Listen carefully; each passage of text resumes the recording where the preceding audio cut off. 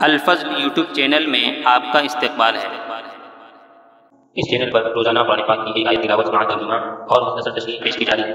Video upload ہونے پر notification پانے کے لیے اس چینل کو سبسکرائب کریں اور بیل آئیکن ضرور دبائیں۔ السلام علیکم ورحمۃ اللہ وبرکاتہ۔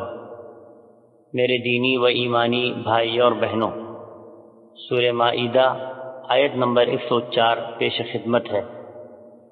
اعوذ باللہ من الشیطان الرجیم وَإِذَا قِيلَ لَهُمْ تَعَالَوْا إِلَى مَا أَنزَلَ اللَّهُ وَإِلَى الرَّسُولِ قَالُوا حَسْبُنَا مَا وَجَدْنَا عَلَيْهِ آبَاءَنَا أَوَلَوْ كَانَ آبَاؤُهُمْ لَا يَعْلَمُونَ شَيْئًا وَلَا يَهْتَدُونَ۔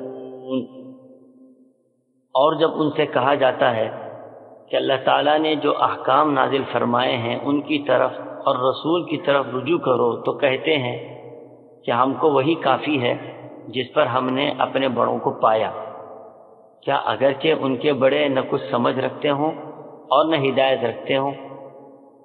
حضرات، جاہلوں اور کم عقلوں کی سب سے بڑی حجت یہی ہوتی ہے کہ جو کام باپ دادا سے ہوتا آیا ہے اس کے خلاف کیسے کریں، خواہ وہ عمل شریعت کے موافق ہو یا مخالف۔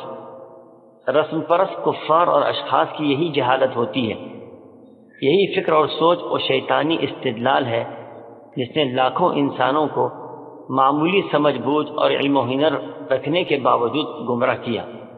اس گمراہی کا تذکرہ کرتے ہوئے قرآن کہتا ہے، جب ان سے کہا جاتا ہے کہ تم اللہ تعالیٰ کے نازل کردہ حقائق، احکامات اور رسول صلی اللہ تعالیٰ علیہ وسلم کی طرف رجوع کرو جو ہر حیثیت سے حکمت و مصلحت سے پر ہیں اور تمہارے لیے صلاح و فلاح کے ضامن ہیں، تو ان کے پاس کوئی جواب نہ ہوتا تھا، بس یہی کہتے کہ ہمیں تو وہی طریقہ کافی ہے جس پر ہم نے اپنے باپ دادا کو دیکھا ہے۔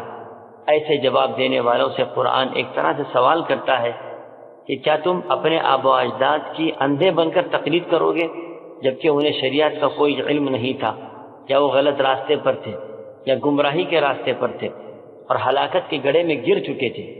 ان کی تابعداری کرنے والے تو وہ ہیں جو ان سے بھی زیادہ بے عقل اور رائے حق سے بہکے ہوئے ہیں۔